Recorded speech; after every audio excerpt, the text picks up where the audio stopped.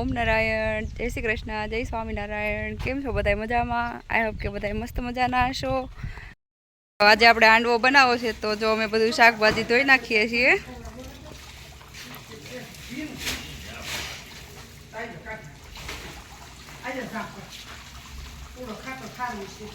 જો મમ્મી જામફળ લઈ આવ્યા છે દેર હાટું। ચાલો તો આપણે બધું શાકભાજી કટિંગ કરી નાખીએ અને પછી આજે આપણે બનાવવાનો છે હાંડવો।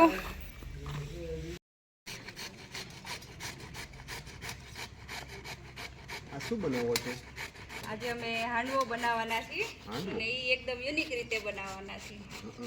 એટલે કે આજે અમે પેનમાંય નથી બનાવવાના અને કુકરમાંય નથી બનાવવાના, આજે અમે ચૂલા ઉપર બનાવવાના છીએ અને એ તપેલામાં, એકદમ પારંપરિક રીતે। પેલાના જમાનામાં કેમ બનાવતા એવું બનાવવાનું છે આપણે। બાબુ તને મરચું ખાવું છે? ખાવું છે? હાલ ખા, હાલે હાલે, મીઠું મીઠું છે, ખા। આ ખાવું છે કે આ ખાવું છે? હાલે મમ્મા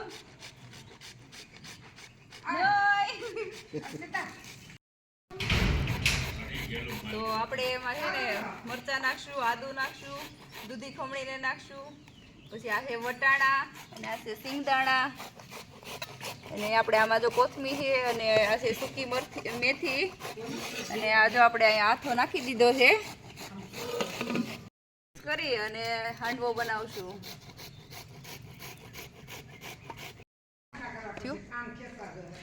તો આપણે એમાં વટાણા નાખી દઈશું અને આપણે સિંગદાણા જો રાખ્યા છે બાફીને એ હોતે નાખી દઈશું એમાં। અને આ છે દૂધી પણ નાખી દઈએ।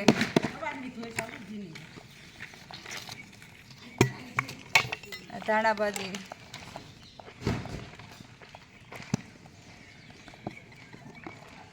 અને હવે નાખશું આ સૂકી મેથી છે। જો તમારા ઘરે લીલી મેથી હોય તો તમે એ પણ નાખી શકો છો અને આમાં બીજા કોઈ ગાજર કે કેપ્સિકમ કે આવો કંઈ વેજીટેબલ્સ નાખવા હોય તો તમે એ પણ નાખી શકો।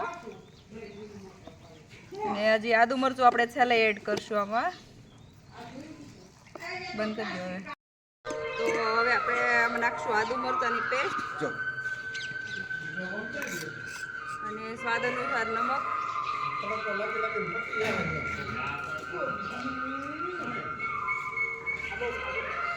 એને સારી રીતે આપણે મિક્સ કરી દઈશું।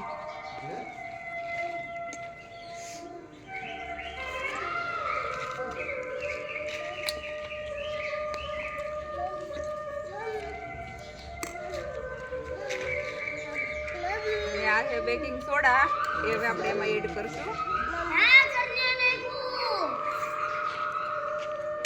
અને એના ઉપર આપણે લીંબુ નાખી દઈશું એટલે ફૂટી જાય।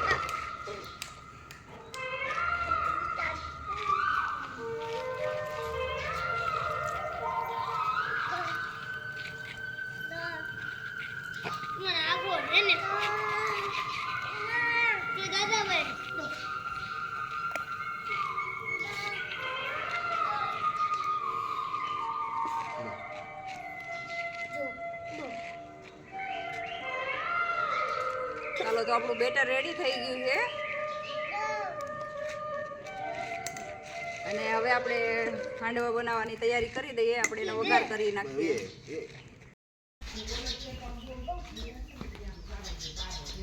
હું ગઈ હતી ખેતરમાં લાકડા લેવા, આવતા રે ના ના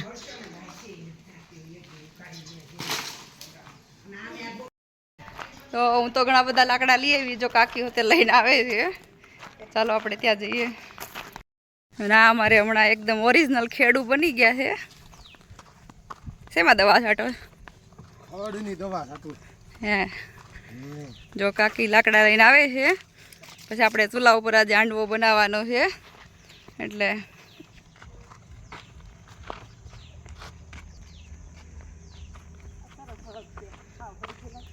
હા। તો કાકી જો ઘણા બધા બંતળ લઈને આવી ગયા છે। હવે આપણે ચૂલો પ્રગટાઈ દઈએ।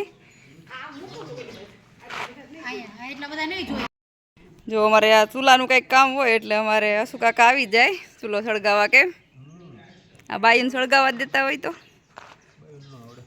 એને જ સળગાવતા સારું ફાવે. સળગાવવાનું કામ બાયુનું એમ. શું લાગે સળગી જાય?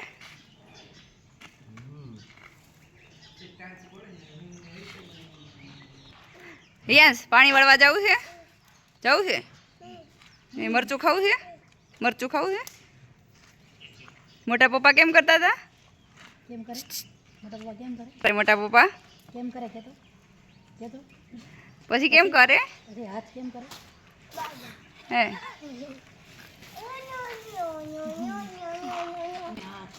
ચાલો તો અમારો ચૂલો સળગી ગયો છે. હવે આપણે એના ઉપર મૂકી દઈએ હાંડવો. તો આપણે ચૂલાને થોડીક વાર સળગવા દઈશું એટલે સારો એવો ભઠ્ઠો થઈ જશે. પછી એ ભઠ્ઠાને આપણે પાછો તપેલાની ઉપર જે તગારું રાખશું એની ઉપર મૂકવાને થાય એટલે થોડોક અગાઉથી જ આપણે ચૂલો જગાવી દેવો પડશે. કામમાં જો અમારા યંશભાઈ હોતે અમારી મદદ કરે છે. જો અહીંયા રીવાન પાંદડા વીણે છે અને હિયાંશ જો એમાં નાખતો જાય છે એટલે થોડોક ભઠ્ઠો જાજો થઈ જાય ને એટલે.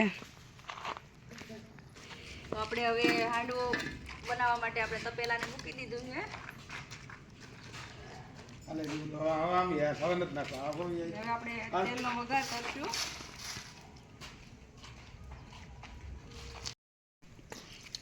તો આપણું તેલ આવી ગયું છે. આપણે એનો વઘાર કરી નાખીએ. રાઈ નાખી દીધી, જીરું અને આ તલ.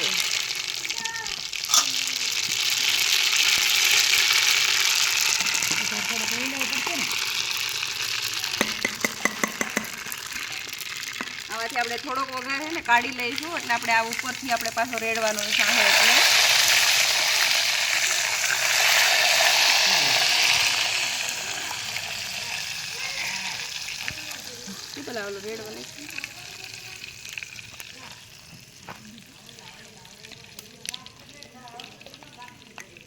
હવે આપણે આ બેટર બનાવ્યું છે એ આમાં રેડી દઈશું.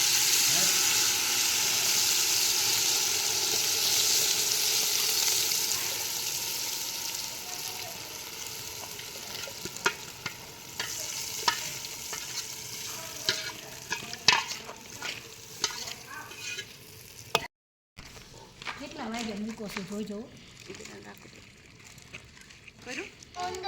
તો હવે આપણે એનો તાપ કાઢી નાખશું. હવે બહુ તાપની જરૂર નહીં પડે. આના ઉપર આપણે એક તગારું ઢાંકી દેવાનું છે અને હવે આપણે તગારાની ઉપર આપણે તાપ થોડાક દેતવા રાખી દઈશું. ભઠ્ઠો મૂકી દઈએ એટલે ઉપરની સાઈડે પેલું સ્ટીમ થઈ જાય અને નીચેની સાઈડથી એને તાપ લાગશે એટલે કંઈ વાંધો નહીં આવે.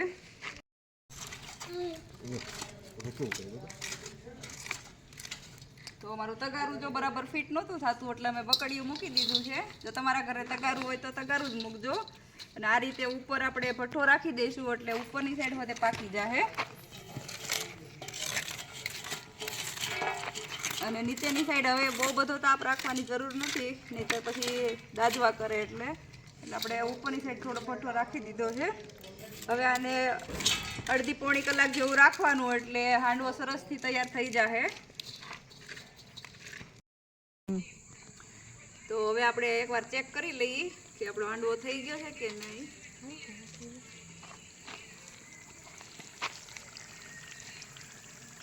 થઈ જ ગયો છે. થોડો એવો કાચો લાગે છે, સેજામાં ચોટે છે એટલે આપણે એને થોડી વાર રહેવા દઈશું હજી.